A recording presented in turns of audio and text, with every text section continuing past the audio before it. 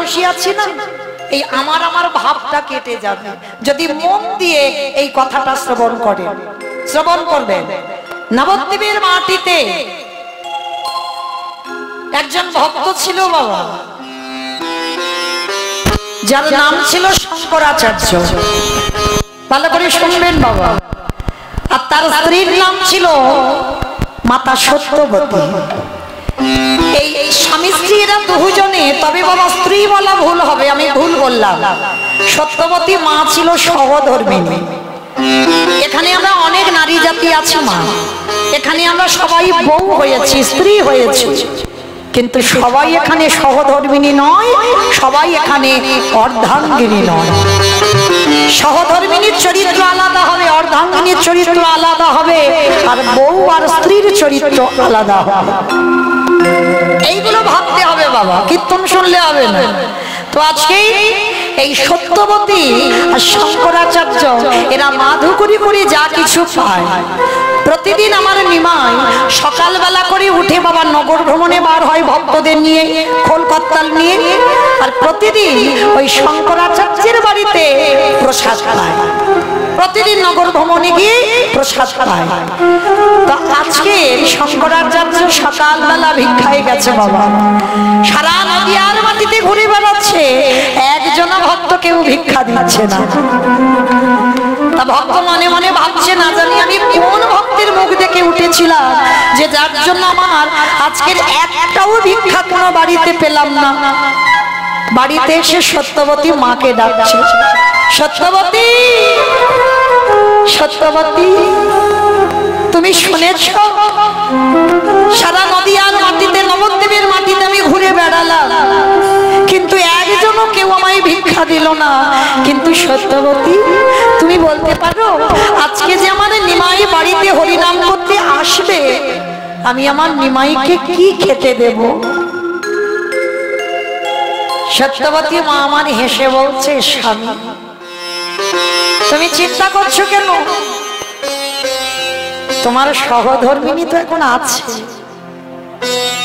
সহধর্মিণী তাকে বলে স্বামীর ধর্মের কাজে যিনি সাহায্য করে, তাকেই তো বলে সহধর্মিণী।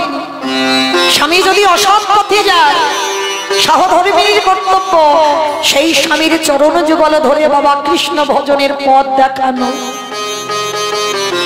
কিন্তু কলিযুগে বড় দুর্লভ, পাওয়া যায় না বাবা।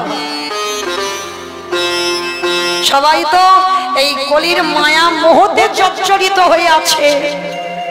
আমরা এই কলির মানুষ হয়ে আমরা ভগবত তত্ত্ব, আধ্যাত্মিকের বিষয় আমরা এখনই অজ্ঞানতা অর্জন করেছি, এখন আমাদের সে চৈতন্য হলো না। কিন্তু সত্যবতী মা স্বামীকে বলছে, স্বামী তুমি চিন্তা করো না, আমি আছি তো, আমি তোমার প্রভুর সেবার ব্যবস্থা করবো। হ্যাঁ গো গিন্নি, কি করে করবে? আমি তো কিছু ভিক্ষা পাইনি। তাতে কি হয়েছে? দাঁড়াও, আমার ঘরের চালে একটা কচি লাউ হয়ে আছে। মায়েরা আপনারা জানেন নিশ্চয়ই, আমার নিমাইয়ের খুব প্রিয় কচি লাউয়ের পায়েস, যেগুলো মামা আমাদের খুব একটা পছন্দ নয়।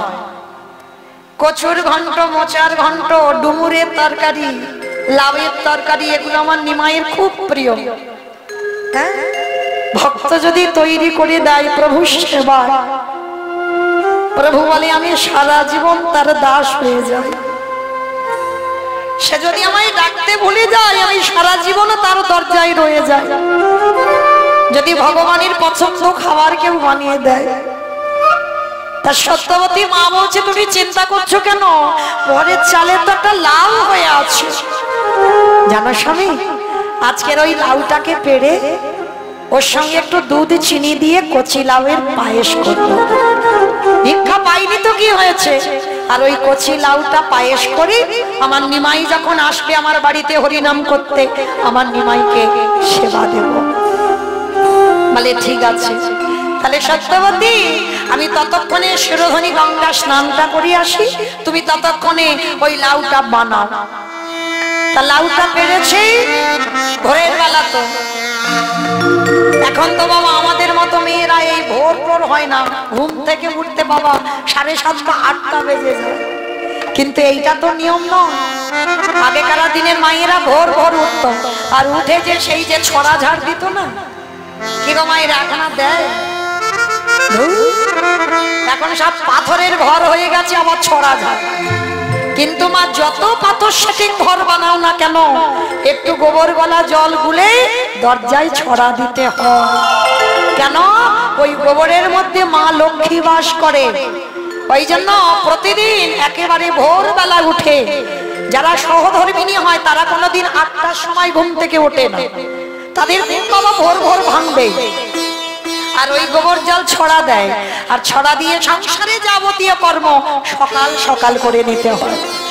এইবার সত্যবতী মা ভোরবেলা উঠেছে, লাউটাকে পেড়েছে, আর লাউটাকে পেড়ে বাবা বানাতে বসে ধারালো অস্ত্রটা নিয়েছে।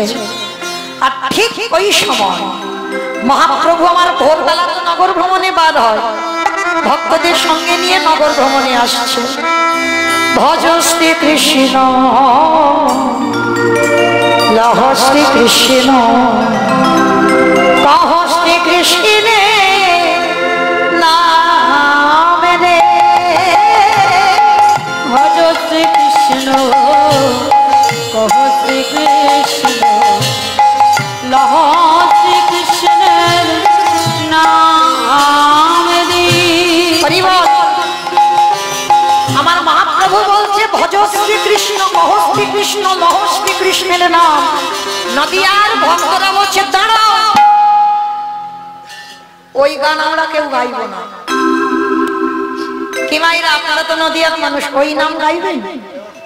হ্যাঁ, আমার নিমাই গাইছে ভজ শ্রী কৃষ্ণ কহ শ্রী কৃষ্ণ লহ শ্রী কৃষ্ণের নাম, আর আপনারা আমরা কি সেই নাম গাইব? তাহলে আমরা কি গাইব? ওই একবার তোলো দেখি হাতটা আমার সঙ্গে সবাই। ভজ গৌরাঙ্গ কহ গৌরাঙ্গ লহ গৌরাঙ্গে নাম রে। উলুধ্বনি। ভজ গৌরাঙ্গ কহ গৌরাঙ্গ লহ গৌরাঙ্গের নাম রে। যে জনা গৌরাঙ্গ ভজে সে হয় আমার প্রাণ। ও যে জন গৌরাঙ্গ ভজে সে হয় আমার প্রাণ রে। অহ যে জনা গৌরাঙ্গ ভজে নিতাই গৌরাঙ্গ হরি প্রাণ রে। যে জন গৌরাঙ্গ ভজে সে হয় আমার প্রাণ রে। ভজ গৌরাঙ্গ কহ গৌরাঙ্গ লহ গৌরাঙ্গের নাম রে। ভজ গৌরাঙ্গ কহ গৌরাঙ্গ লহ গৌরাঙ্গের নাম রে। দিনি গেলে গৌরাঙ্গ যে ডাকিয়া বলে রে। অহদিন গেলে গৌরাঙ্গ যে ডাকিয়া বলে রে। সে জন হইয়া মর হয় আমি হই তার রে। সে জন হই তার রে। ভজ গৌরাঙ্গ কহ গৌরাঙ্গ লহ গৌরাঙ্গের নাম রে। ভজ গৌরাঙ্গ কহ গৌরাঙ্গ লহ গৌরাঙ্গের নাম রে। এইবারে যেই না বাবা গৌরীর নাম বলতে বলতে, আমার কৃষ্ণ ভজন করতে করতে যেই না ভক্তরা সবাই আসছে শঙ্করাচার্যের ঘরের দিকে। অমাইরা, এই সত্যবতী মায়ের একটা ছোট্ট ছেলে ছিল, যার আদর করে নাম রেখেছিল বাবা গোপাল। অমাইরা, সন্তানের এমন নাম রাখতে হবে যে নাম উচ্চারণ করে ভবনদী তুমি পার হয়ে যাও। বাড়াও, এটা বাড়াও, মনিটর বাড়াও। যে নাম উচ্চারণ করে তুমি ভবনদীটা পার হবে। বাবা যেমন রেখেছিল ভাগবতের অজামিল, কি বাবা, যারা এখানে অজামিলের উপাখ্যান জানেন, এই অজামিলের 10টা ছেলে ছিল, আর 10টা ছেলের মধ্যে বাবা ছোট ছেলেটার নাম রেখেছিল নারায়ণ। হ্যাঁ, এই অজামিল ব্রাহ্মণের ছেলে ছিল। একটা চণ্ডালিনী মেয়েকে ভালোবেসে বাবা ব্রাহ্মণ ধর্ম ত্যাগ করে সে চণ্ডালের কর্ম করত, মা শক্তি আরাধনা করত।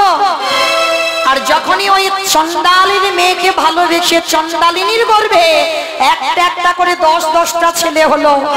আর অজামিল কি করতো জানো? ব্রাহ্মণের ছেলে হয়ে চুরি করত, ডাকাতি করত। শুধু চুরি ডাকাতি নয়, এমনকি বাবা মানুষকে দেখে খুনও পর্যন্ত করত। তাহলে যে মানুষকে হত্যা করে বাবা, সে কোনোদিন স্বর্গবাস হতে পারে? বিনা অপরাধে তার টাকা সোনা গয়না লুট করে নেবে, নিয়ে বাবা তাকে হত্যা করবে। আর সেই অজামিল যখন বার্ধক্য দশা, কিন্তু অজামিলের একটা অভ্যাস ছিল। কি অভ্যাস জানো? 10টা ছেলের মধ্যে ছোট ছেলেটার উপরে টানটা একটু বেশি ছিল। চুরি করতে যাবে, বলবে নারায়ণ তোর মা এলে বলে দিস আমি কাজে যাচ্ছি। ডাকাতি করে ফিরবে, বলছে নারায়ণ তোর মা কোথায়? নারায়ণ একটু জল দে, নারায়ণ একটু বাতাস কর। মানে খেতে নারায়ণ, বসতে নারায়ণ, উঠতে নারায়ণ। আর এই নারায়ণ বলতে বলতে যেদিন মৃত্যু শয্যায় পড়লো, মৃত্যু শয্যায় পড়ে বারবার অজামিল ডাকছে ছোট ছেলেটাকে, নারায়ণ নারায়ণ নারায়ণ।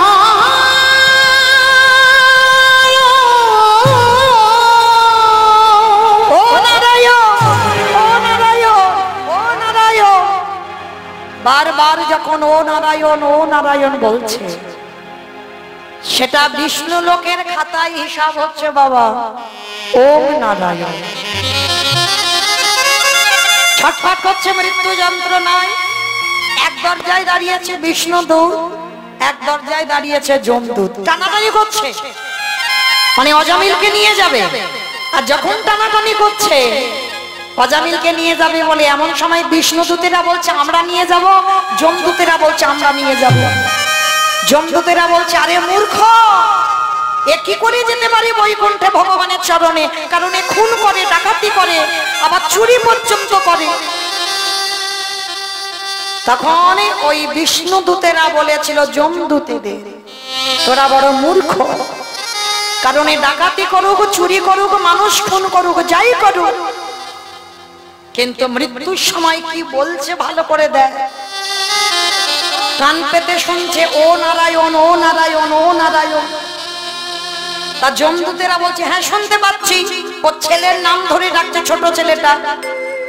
বিষ্ণুদূতেরা বলছে আরে মূর্খ, নামটা ও ছেলের দিয়েছে, কিন্তু নামটা তো ছেলের নয়, নামটা আমার ভগবানের। তাহলে মৃত্যুর সময় যে যত বড় পাপিষ্ট দুরাচার হোক না কেন, মৃত্যুর সময় যদি জিহ্বাতে কৃষ্ণ নাম উচ্চারণ হয়, মৃত্যুর সময় যদি ভগবানের নাম শুনতে শুনতে দেহত্যাগ করে, জগতে যত অপরাধ করে সমস্ত অপরাধ থেকে সে মুক্তি পেয়ে যায়। নিতাই গৌর প্রেমানন্দে হরি বল। তাহলে প্রত্যেকে মারা পরবর্তীতে যারা মা হবে, যারা সন্তানের জন্ম দেবে, যে সন্তানের নাম রাখবে এমন নাম হোক ওই সিনেমা সিরিয়াল থেকে যেন ওই নাম না হয়, এমন নাম রাখো যে নামটা যেন অজামিলের মতো হয়। তোমার সন্তানের নাম উচ্চারণ করে তুমি যেন ভব নদী পার হতে পারো। তো আজকে সত্যবতী ছেলেটার নাম রেখেছিল গোপাল। আর গোপাল বাবা তখন কথা বলে না, হামাগুড়ি দেয়।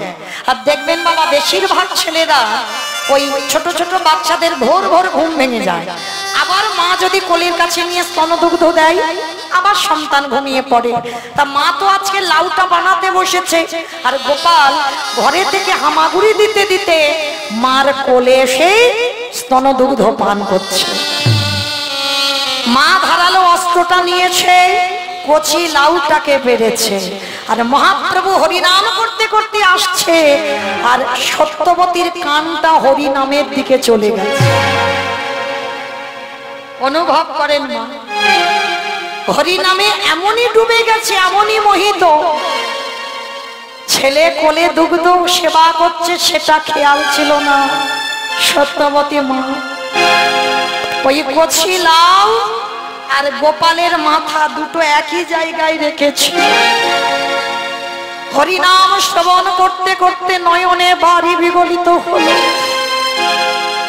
প্রভু আমার হরিনাম করছে আর সত্যবতীর নয়নে অঝরে জল পড়ছে, হৃদয়টা ভেসে যাচ্ছে। আর কিন্তু ওই লাউ বানাচ্ছে ওদিকে খেয়াল নেই, হরিনামে ডুবে গেছে। আর হরিনামে ডুবে গিয়ে ওই লাউ আর ছেলের মাথাটা একই জায়গায় ছিল। সত্যবতী মা গোপালের মাথাটাকে নিয়ে লাউ মনে করল, আর লাউ মনে করে ওই গোপালের মস্তকটা নিয়ে ধারালো চকচকে অস্ত্র দিয়ে ওই মস্তকটাকে ছেদ করে দিয়েছে।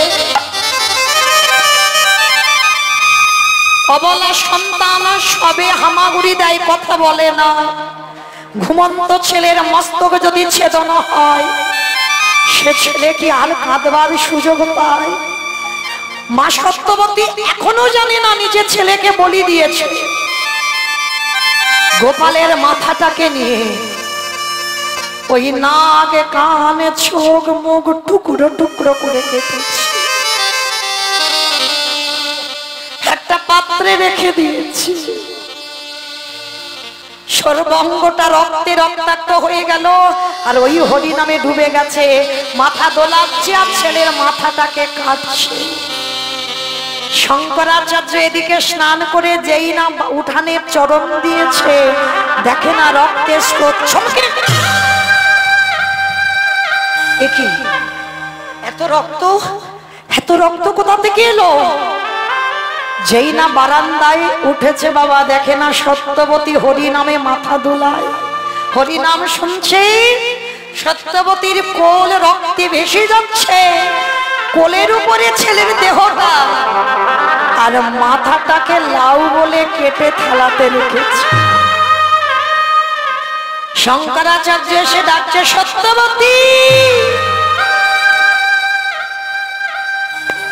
লক্ষ্য করবেন বাবা, যে ভগবানের নামে একবার ডুবে যায় তার কিছু জ্ঞান থাকে না, সে শুনতে পায় না কিছু, বুঝতে পারে না কিছু। ডাকছে কিন্তু শুনতে পাচ্ছে না। এবার সত্যবতীর অঙ্গ স্পর্শ করেছে। সত্যবতী,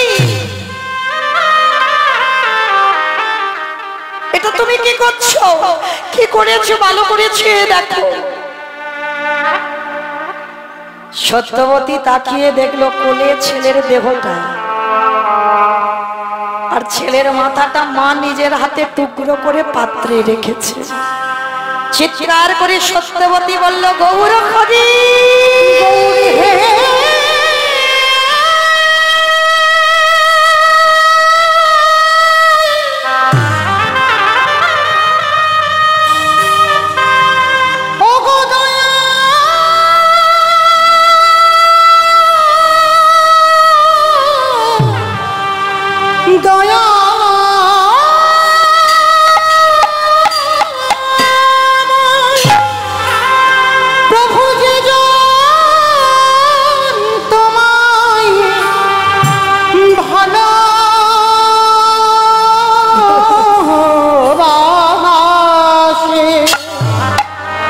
তারে কি এমনি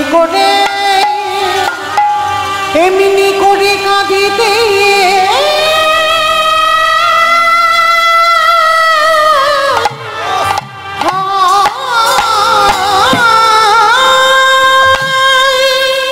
পাগলিনী হয়ে গেল সত্যবতী মা। যখন চিৎকার করে কাঁদছে, শঙ্করাচার্য সত্যবতীর মুখটা চেপে ধরেছে। চুপ করো, চুপ করো, একটু আওয়াজ করো না, আওয়াজ করো না। সত্যবতী, পাল্টাও, মাইকটা পাল্টাও।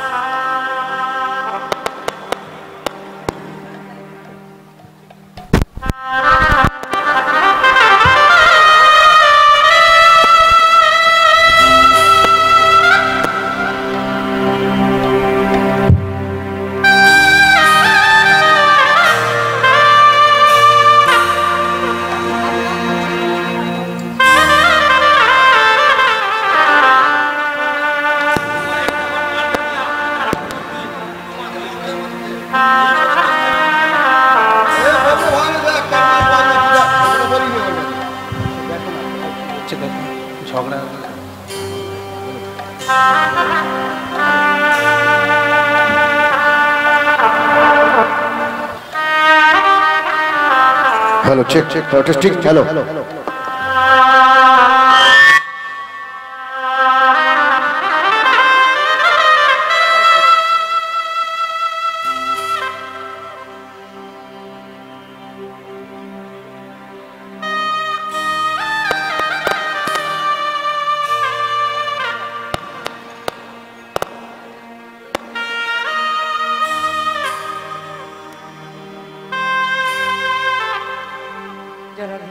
राधे राधे राधे हरे कृष्ण जय राधे देश कमा निताई गौर कृष्ण प्रेमानंदे हरि बोल हरि बोल हरि बोल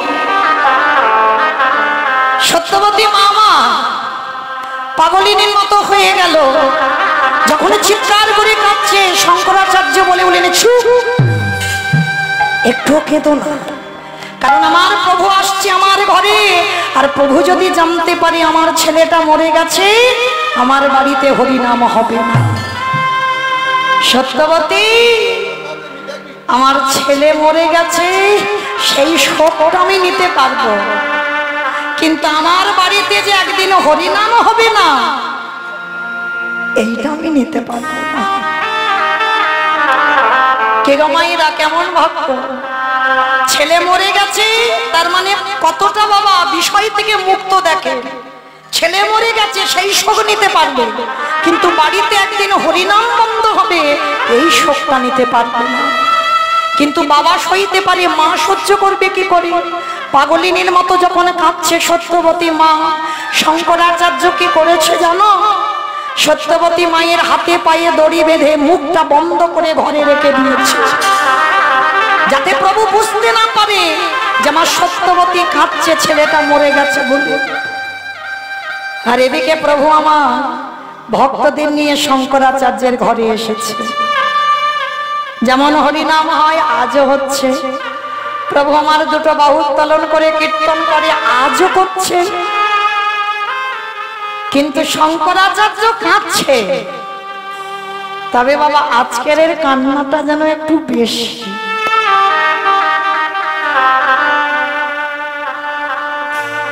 কারণ দুটো শোক একসঙ্গে বাবা এক হলো পুত্র হারাবার শোক আর একটা হলো আমার গৌর হরি জানতে পারবে আমার বাড়ি অসৌচ কালকে থেকে হরি নাম হবে না এই দুটো শোক একসঙ্গে উঠছে পড়ছে সত্যবতী মা ঘরের দরজা বন্ধ করে আওয়াজ করতে পারছে না মুখ বাঁধা প্রভু আমার নৃত্য করতে করতে প্রশ্ন করলো শঙ্করাচার্য এদিকে এসো আচ্ছা তুমি আমার কীর্তনে কাঁদো আমি রোজ দেখি কিন্তু কোনদিন তো এত কান্না কাঁদো না আজকের কি হয়েছে তোমার তুমি এত কান্না কাঁদছো না গৌরী কিছু হয়নি তো আমি যেমন রোজ কাঁদি আজকেরও কিন্তু জানো আমার যেন মনে হচ্ছে তোমার বাড়িতে কোনো অমঙ্গল ঘটেছে প্রভু বলছে তোমার বাড়িতে অমঙ্গল ঘটেছে শঙ্করাচার্য বললেন না প্রভু না যার বাড়িতে এমন মঙ্গলময় হরি দাঁড়ায় তার বাড়িতে কি কোনোদিন অমঙ্গল ঘটে কিছু হয়নি প্রভু কিছু হয়নি কিন্তু সবাইকে দেখতে পাচ্ছি আমার সত্যবতী মাকে তো দেখতে পাচ্ছি না প্রভু ও ভিতরে একটু কাজে আছে তুমি হরিনাম করো আর সত্যবতী কাঁদছে ঘরের ভিতরে সেই কান্না গৌর চরণে আসছে শঙ্করাচার্য কিছুক্ষণের জন্য ভুলে গেছে যে আমার প্রভু অন্তর্যামী ভক্ত যদি অন্তরেও কাঁদে সেটা প্রভুর চরণে পৌঁছে যায় বারবার গৌর হরি বলছে আমি যাবো একবার সত্যবতী মার কাছে না প্রভু মা তো একটু কাজে আছে তুমি যেও না সে কি গো কোনদিন তো তুমি আমায় তোমার ঘরে যেতে বাধা দাও না কি হয়েছে আজকে ছেলের কাটা দেহটা মা পুটলিতে করে বেঁধে রেখে দিয়েছি সত্যবতী মা, মুখ বাঁধা তো আওয়াজ হচ্ছে না। ভগবান গিয়ে দরজাটা খুলে যেই না সত্যবতী মার কাছে দাঁড়িয়েছে, সত্যবতী মা আমার আছাড় খেয়ে একেবারে গৌর শরণে পড়ল। তাই গৌর হরি বল, হরি বল,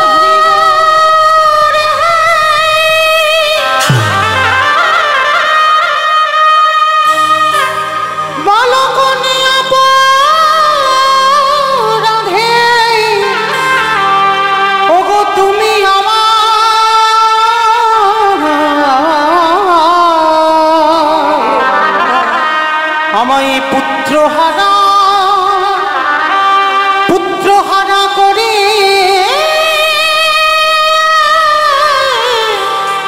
দিলে।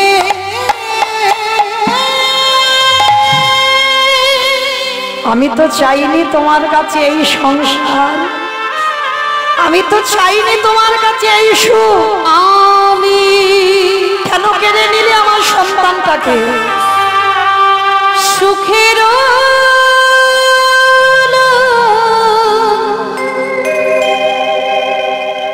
লাগে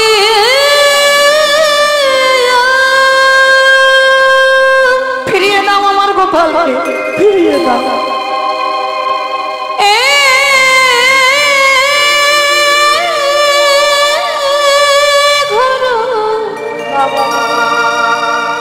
বন্ধে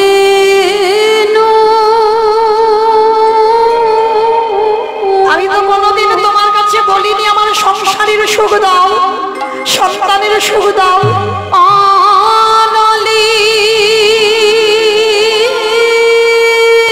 ফিরিয়ে দাও, ফিরিয়ে দাও।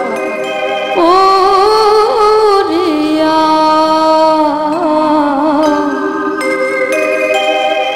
গেল রে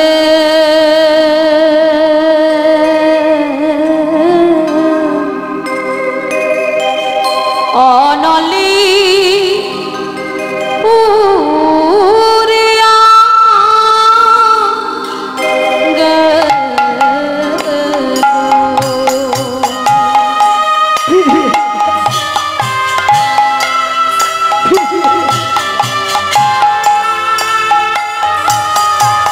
আমি কোনোদিন তোমার কাছে কিছু চাইনি, কিন্তু আজকের আমার গোপালকে ফিরিয়ে দাও।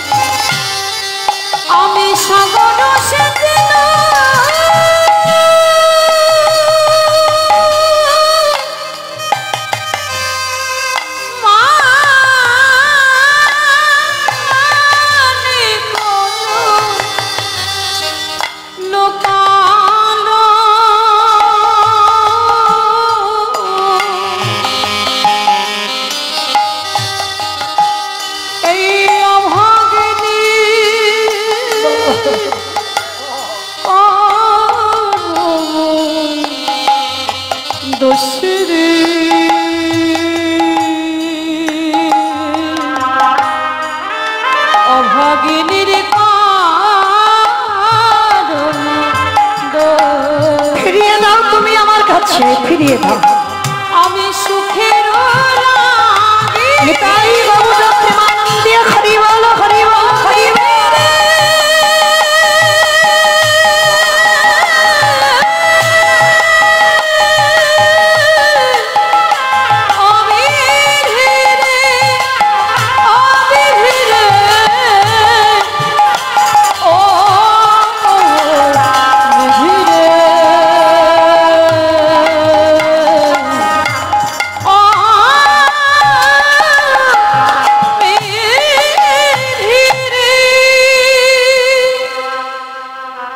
প্রভু আমার বললেন তোমার সন্তান কই? সাদা পুটলিতে টুকরো টুকরো করে লাউয়ের মতো কাটা আছে। পুটলিটা গৌর চরণে দিয়ে বলছে দেখো তোমার হরিনাম শুনে আমার এই দশা। তুমি হরিনাম করতে করতে এলে, তোমার নামে যখনই ডুবে গেলাম লাউ মনে করে আমার গোপালকে কেটে দিলাম, ফিরিয়ে দাও। বাবা পরশমণি পরশে লোহা যদি সোনা হয়, আর আমার গৌর পরশে জগতে কি না হয়। যেই না পরশ করেছে ওই টুকরো করা দেহটা এক হয়ে গেল। দেহ মাথা একত্রিত করে প্রাণ ফিরিয়ে দিল ভগবান। প্রাণ ফিরিয়ে দিয়ে ভগবান বদনটা গোপালের শ্রবণের কাছে নিয়ে গেছে।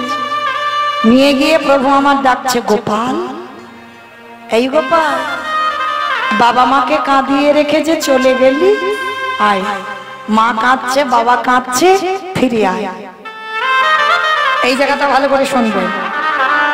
যে ছেলে মরার আগে কথা বলতে জানতো না, সবে হামাগুড়ি দিতে শিখেছে। আর যেই না আমার গৌর ডেকেছে, উঠে বসে কথা বলছে, প্রভু আমায় ডেকেছো? হ্যাঁ তোকে ডেকেছি। বাবা মাকে কাঁদিয়ে চলে গেলি কেন? মা কাঁদছে, বাবা কাঁদছে, আয় ফিরে আয়। করজোর করে গোপাল হেসে বলেছিল, প্রভু এরা আমার কোন বাবা মা? কত নম্বর বাবা মা? গৌরহরি, কতবার আমার জন্ম হলো, কতবার আমার বাবা হলো, কতবার আমার মা হলো, কিন্তু গৌরহরি এরা তো আমার প্রকৃতি বাবা মা নয়। তুমি তো হলি আমার প্রকৃত পিতা। তাহলে তুমি কাদের জন্য আমায় ডেকেছো? এই জড় জগতে যে বাবা যে মামায় জন্ম দিয়েছে তাদের জন্য।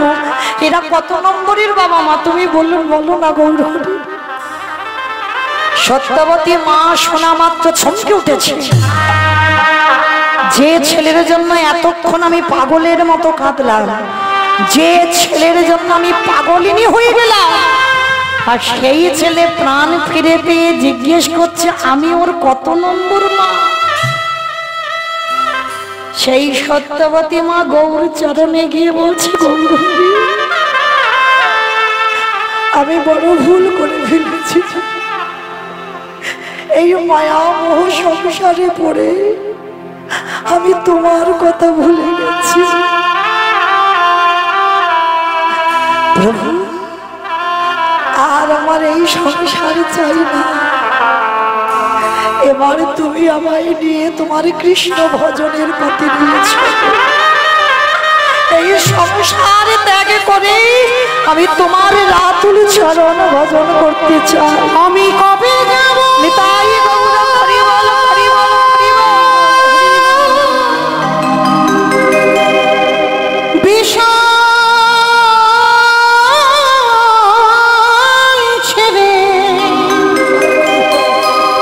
ওই মধুর বৃন্দাবন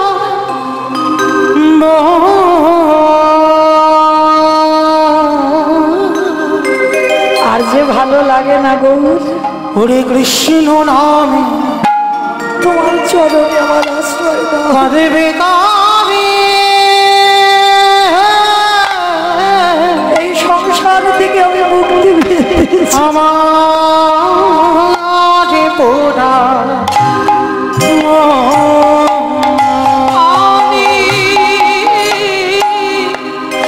একবার নিয়ে চলো তুমি।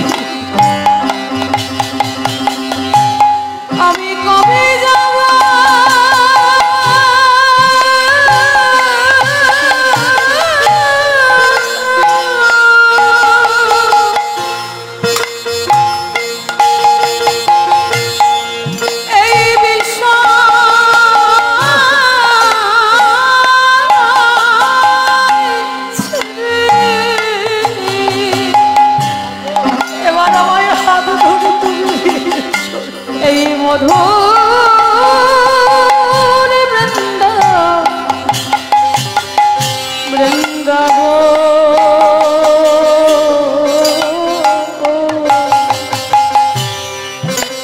কৃষ্ণ নামে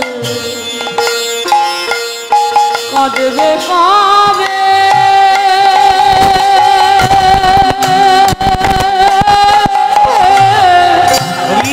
আমার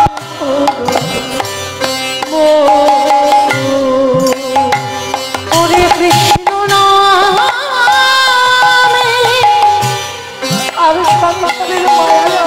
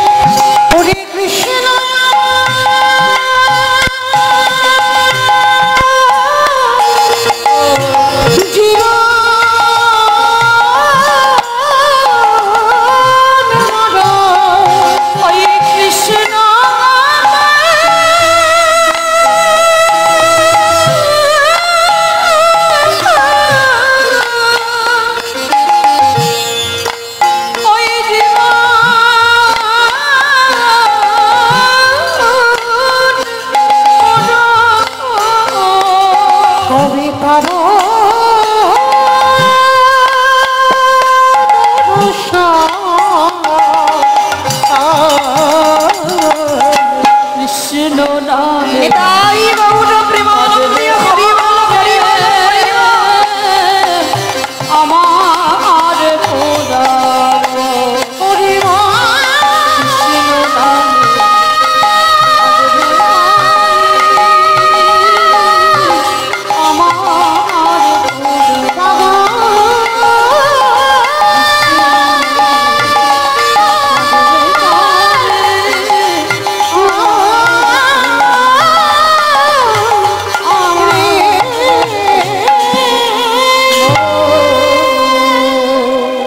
সেদিন শঙ্করাচার্য সত্যবতী মা বুঝতে পারলো এই জড় জগতের যতই আমার আমার করো না কেন কেউ তোমার নয়।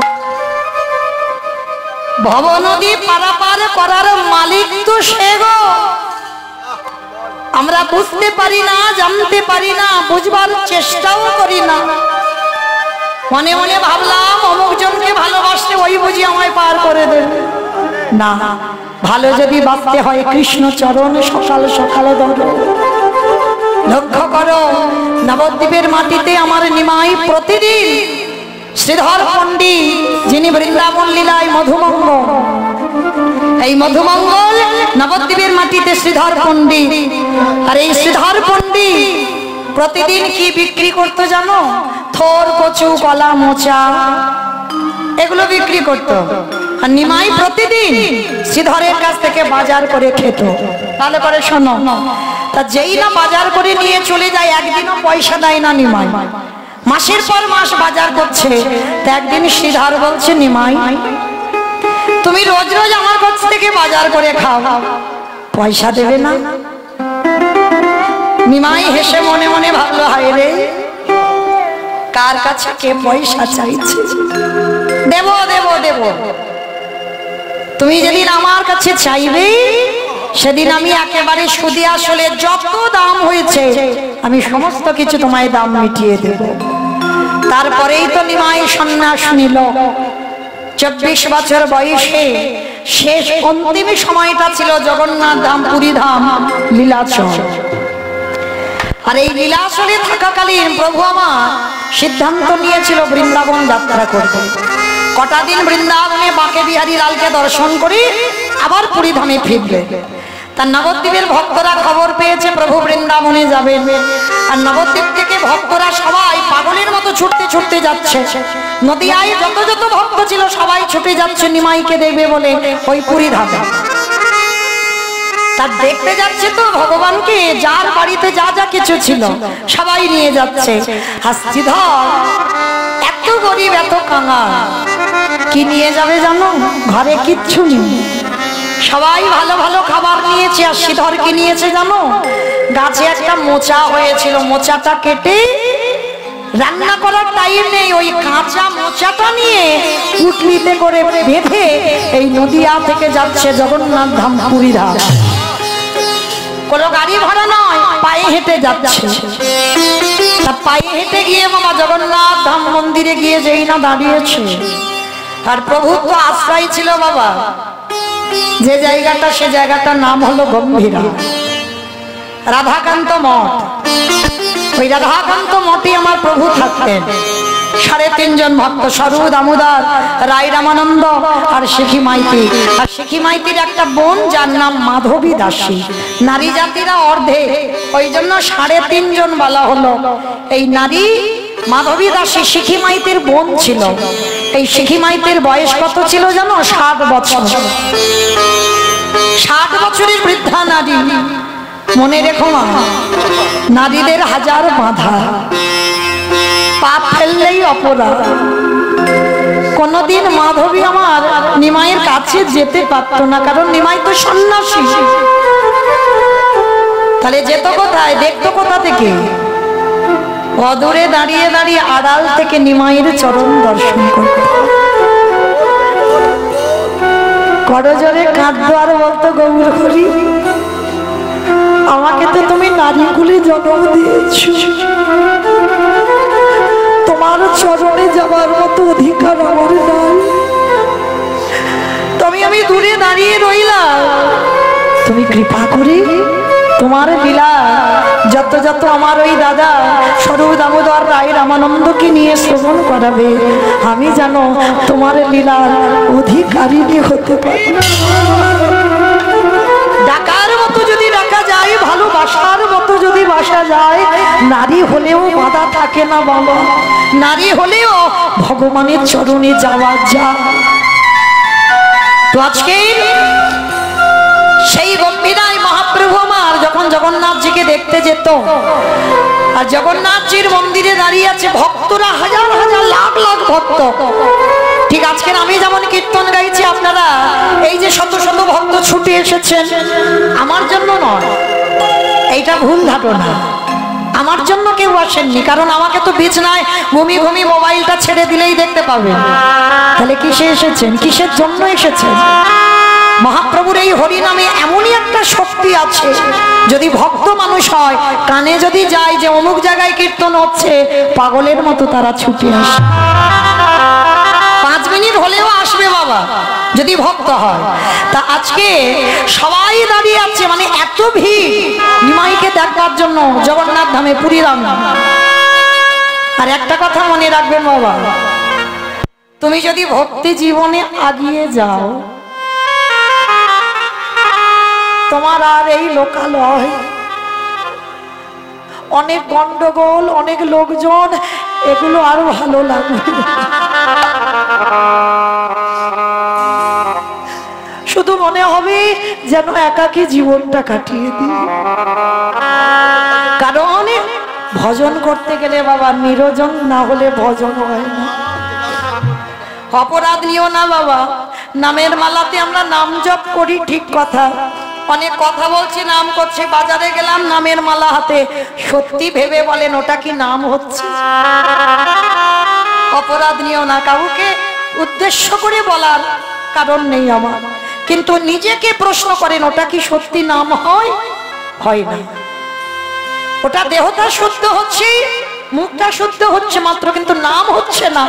নাম যদি করতে চাও নিরজনে বসো, জানালা দরজা বন্ধ করো, হৃদয়ে কৃষ্ণ প্রতিচ্ছবিটা অঙ্কন করো, নয়ন জলে বুক ভাসাইয়ে কৃষ্ণ প্রতিচ্ছবিটা ধরে একেবারে নিতাই গৌর প্রেমানন্দে যদি নয়নের জলে দিয়ে ভগবানের নাম শ্রবণ করতে পারো বা গাইতে পারো, তারপরে তোমার নাম গাওয়া শোনা সার্থকতা। যার জন্য জগতের সব থেকে বড় বৈষ্ণব হচ্ছে বাবা ভোলানাথ। বেছে নিল কেদারনাথ, বদ্রীনাথ, একেবারে পাহাড়ের মাথায়, যেখানে সচরাচর লোক যেতে পারবে না, ওই জায়গায় বেছে নিল। কেন? নিরজন জায়গা না হলে কৃষ্ণ ভজন হবে না। যার জন্য শ্রীধর দেখছে হাজার হাজার ভক্ত বাবা ঠেলাঠেলি করছে নিমাইকে দেখবে, আর শ্রীধর সবার পিছনে বসে আছে। কোনো ঠেলাঠেলি নয়, কোনো গন্ডগোল নয়, নিরজনে বসে শুধু নয়ন যুগলে বুকটা ভেসে যাচ্ছে। কি বাবা, সামনেই এলেই কি ভগবানের দর্শন হয়ে যায়? কারণ অনেক অনেক ভক্ত আছে বাবা, যেমন বৃন্দাবন থেকে এসেছিল মাধবেন্দ্রপুরী, রেমুনার মাটিতে। এই মাধবেন্দ্রপুরীর একটা নিয়ম ছিল বাবা, কিরকম জানো? একটা গাছের তলায় একটা রাত কাটাবে, দুটো রাত কাটাবে না। এদের তো ঘর ছিল না, ঘর বানাই। ভালো করে ভাবেন, কে বলেছে জগতে হয় না? তুমি নিজেটাকে যদি ঠিক তৈরি করতে পারো তুমিও পারবে। একটা গাছের তলায় একটা রাত কাটাতো, দুটো রাত নয়। কেন? মাধবেন্দ্রপুরী বলো আর রূপ গোস্বামী, সনাতন গোস্বামী, শ্রীজীব গোস্বামী, এদের মনে একটা ভয়। কিসের ভয়? এই আজকের এই গাছের তলায় রয়েছি, রাত কাটালাম, কালকে যদি আবার কাটাই, যদি এই গাছের প্রতি মায়া জন্মে যায়। ভাবেন বাবা, এদের বলে ভক্ত, যেন কোনো বিষয়ের প্রতি আমার মায়া না জন্মে যায়। তা মাধবেন্দ্রপুরী বসে আছে। কোনদিন ওই এমন একজনই ভক্ত ছিল বাবা, কোনদিন কারোর কাছে খিদেতে যদি মরেও যায় হাত পেতে চায় না। যার জন্য মাধবেন্দ্রপুরী রেমুনায় বসলো। সন্ধ্যাবেলায় সবাই যাচ্ছে গোপীনাথকে দর্শন করতে। মাধবেন্দ্রপুরী বলেছিল, কোথায় যাচ্ছ গো ভাই তোমরা? সবাই বলল, আমরা যাচ্ছি, আমাদের গোপীনাথের ক্ষীরের প্রসাদ দেওয়া হয়, অমৃত কেলি, আমরা পেতে যাচ্ছি। ভক্তের লক্ষণ দেখেন। তা মাধবেন্দ্রপুরী মনে মনে ভাবলো যে একবার যদি জানতাম কি করে অমৃত কেলি বানাতে হয়, তাহলে আমার বৃন্দাবনে গিরি গোবর্ধনকে একটু খাওয়াতাম। মানে একবারও ভাবলো না যে ওরা যাচ্ছে, যদি আমি একটু পেতাম। কি বাবা, ওটা তো আমাদের মনে হতো যে ওরা অমৃত কেলি কি পেতে যাচ্ছে, আমি যদি পেতাম, এটা আমাদের মনে হয়। কিন্তু মাধবেন্দ্রপুরীর মনে জাগলো যে একটা দিন যদি জানতাম কি করে বানাতে হয়, তাহলে আমার গিরি গোবর্ধনকে খাওয়াতাম। অন্তরে জানি ভগবান বুঝতে পারলো, প্রতিদিন গোপীনাথের 12টা করে মালসা দেওয়া হয়, আজকেরও দিয়েছে। আর আমার গোপীনাথ একটা মালসা মাধবেন্দ্রপুরীর জন্য চুরি করেছে, চাদরের নিচে রেখে দিয়েছে, স্বয়ং দিয়ে পূজারি ঘুমিয়েছে। গোপীনাথ দৈববাণী করলো, পূজারি আজ আমায় কটা মালসা দিয়েছ? বলে, কেন প্রভু? 12টা। বলি না, 12টা মালসা নিবেদন করেছ, বিতরণ করেছ কটা? বলে 12টা। বলে না, হিসাব করে দেখো, 11টা মালসা বিতরণ করেছ, আর একটা মালসা আমি চুরি করে আমার পায়ের নিচে চাদরের মধ্যে লুকিয়ে রেখে। প্রভু, তুমি ক্ষীর চুরি করেছ কেন? তোমরা তো জানো না, গাছতলায় আমার এক ভক্ত বসে বসে খাচ্ছে, খিদে পেয়েছি। আমি যদি তার খাবারের ব্যবস্থা না করি, তার কে ব্যবস্থা করবে? সকাল হলে যাও তাকে খাইয়ে এসো। পূজারি আর দেরি করলো না, ওই রাত থাকতে থাকতে মন্দিরে গিয়ে যেই না চরণ দিয়ে চাদরটা তুলেছে, দেখে না এক ভার ক্ষীর বসানো আছে। ওই ক্ষীরের ভাতটা মাথায় করে তুলে নিয়ে চিৎকার করছে, কোথায় আছো মাধবেন্দ্র পুরী? তোমার লাগি গোপীনা ক্ষীর কইল ছুরি। নিতাই গৌর হরি বল। সেই মাধবেন্দ্র পুরী ক্ষীর প্রসাদ পেল। তাহলে এদের বলি ভক্ত বাবা। আজকের শ্রীধর সবার পিছনে দাঁড়িয়ে আছে, কোনো গন্ডগোল নয়, কোনো কথাবার্তা নয়। আমার মহাপ্রভু নিতাই চাঁদকে ডাকছে, দাদা যাও, পিছনে আমার শ্রীধর এসে গেছে। ভালো করে ভাবেন বাবা, সামনে যারা দাঁড়িয়ে আছে তাদেরকে বলছে না, আর যে শ্রীধরকে দেখা যাচ্ছে না ভগবান বলছে নিতাই চাঁদকে আমার শ্রীধরকে আমার কাছে আনো। আমার দাদা নিতাই চাঁদ ওই শ্রীধরের কাছে গিয়ে বলল, শ্রীধর আমার ভাই তোমারে ডেকে পাঠিয়েছে। সে কি নিমাই আমাকে ডেকে পাঠিয়েছে? বলে হ্যাঁ চলো। এইবার শ্রীধর এসে আমার নিমাইয়ের চরণে আছা রেখে পড়ল, নিমাই রে তোকে দেবার জন্য সবাই কত বস্তু এনেছে, কিন্তু তোকে দেবার মতো আমার ঘরে কিছু না। ভগবান তো জানে ও কি এনেছে। ভগবান বলছে কই পুটলিটা দেখি একবার। কি লুকাচ্ছ? জোর করে ভগবান পুটলিটা কেড়ে নিয়েছে। আরে যেই না পুটলিটা খুলে দিল, দেখে কিনা ওই পুটলির মধ্যে লুকানো আছে একটা কাঁচা মোচা। নিমাই হেসে উঠল, শ্রীধা আমি মোচার ঘন্ট বড় ভালোবাসি, তুমি আমার জন্য মোচা এনেছো, কিন্তু গৌরহরি রান্না করার সময় পাই। নিমাই বলল, শ্রীধর গো এই মোচা যতক্ষণ না তুমি রন্ধন করে দেবে ততক্ষণে আমি নদী আছি, আমি এই পুরী ধাম ছেড়ে আমি কোনোদিন বৃন্দাবনে যাত্রা করব না। প্রভু আমি রন্ধন করে দিলে তারপরে তুমি যাবে? বলে হ্যাঁ, কারণ এ যে ভক্তের প্রেমে মাখানো, এ যে ভক্তের ভালোবাসা মাখানো, এই মোচা যদি তুমি রন্ধন করে না দাও তাহলে বৃন্দাবনে গিয়ে ওই আমার গোপীনাথের দর্শন হবে না।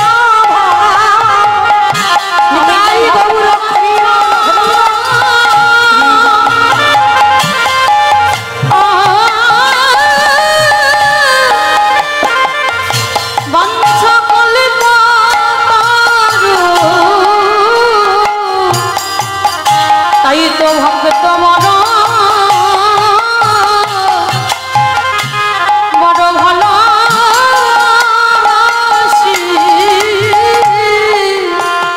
এইবারে মোচাটা রন্ধন করে আমার নিমাইকে খাইয়ে দিল। শ্রীধর বলছে, ও নিমাই এইবার একটা কথা ছিল।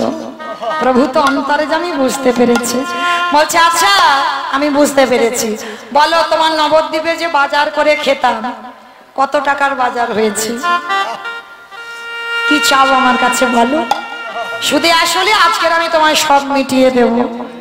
শ্রীধরে বলল, গৌরহরি শুধু আসলে যদি আমায় সব দিতে চাও একেবারে তুমি আমায় কথা দিয়ে যাও,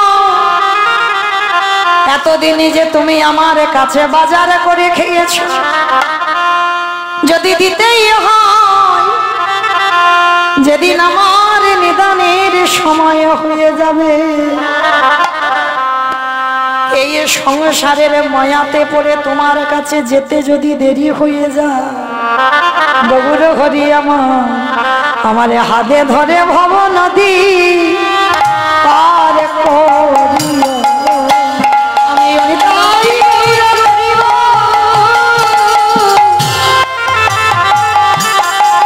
আমি অন্য কিছু চাই না দয়া, আমার হাতে ধরে পারে করে। মামাইরা তাহলে টাকা পয়সার বদলে কি চাইলো? যদি সংসারের চাপে পড়ে তোমার ঘাটে যেতে ভুলে যায়, তুমি আমার হাতে ধরে পারে করে দিও। আমি তাই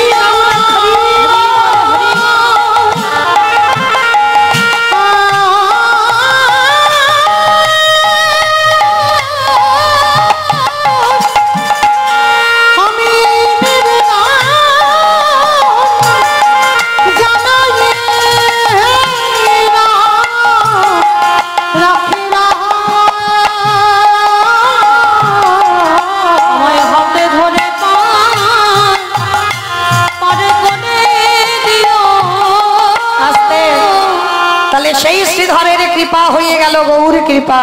আর সেই পুরী ধামে আমার স্বরূপ দামোদর রায় রামানন্দ আর শিখি মাইতিকে নিয়ে প্রভু আমার হানাদ হানাদ বলে কাঁদছে। মানে কখনো কৃষ্ণ ভাব, কখনো রাধা ভাব, ধুলায় গড়াগড়ি যাচ্ছে। আর যখন হানাদ হানাদ বলে কাঁদছে, লীলার পাশে দাঁড়িয়ে বৈষ্ণব মহাজন কি বলছে জানো? বাসুদেব ঘোষে কহে নব অনুরাগে, নব অনুরাগে অবয়ে বাপার লীলা গোরস করিলা প্রকাশে, করিলা প্রকাশে। আমাইরা এবার একটা ভজন গাইতে গাইতে যাওয়া হোক, একটা ভজন হোক, কই একটু প্রেম সে তুলু ধ্বনি সবাই। वृंदावन धाम अपार जपे जा राधे राधे, राधे मेरी सरकार जपे जा राधे राधे। वृंदावन धाम अपार जपे जा राधे राधे, राधे मेरी सरकार जपे जा राधे राधे।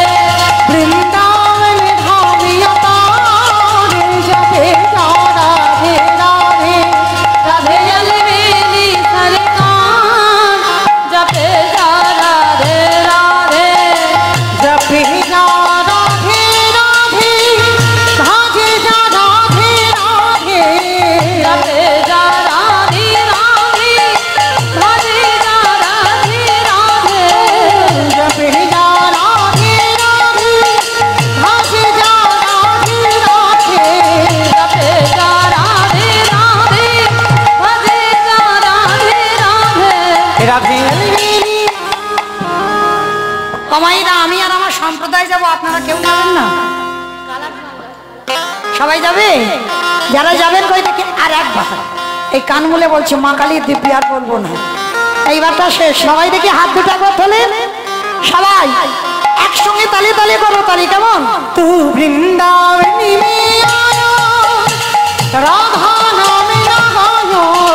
वृंदावन में आलो, राधा नाम लगा। वृंदावन में आयो, राधा नाम लगायो। तू वृंदावन में आलो, राधा नाम लगा लो। तेरे जीवन ओ तेरे जीवन की धिकार जपे जा राधे राधे। राधे राधे मेरी सरकार जपे जा राधे राधे। जय जय राधे राधे राधे राधे राधे राधे राधे राधे राधे। আমার রাধে রাধে বলছো সব মনে মনে? জোরে জোরে একটু বলতে হবে। কই দেখে হাত দুটো তোলো দেখে একবার আমার সঙ্গে রাধা রানীর নাম করবে, কেমন? জয় জয় রাধে রাধে রাধে রাধে রাধে রাধে রাধে রাধে। বৃন্দাবন में राधे राधे, गोवर्धन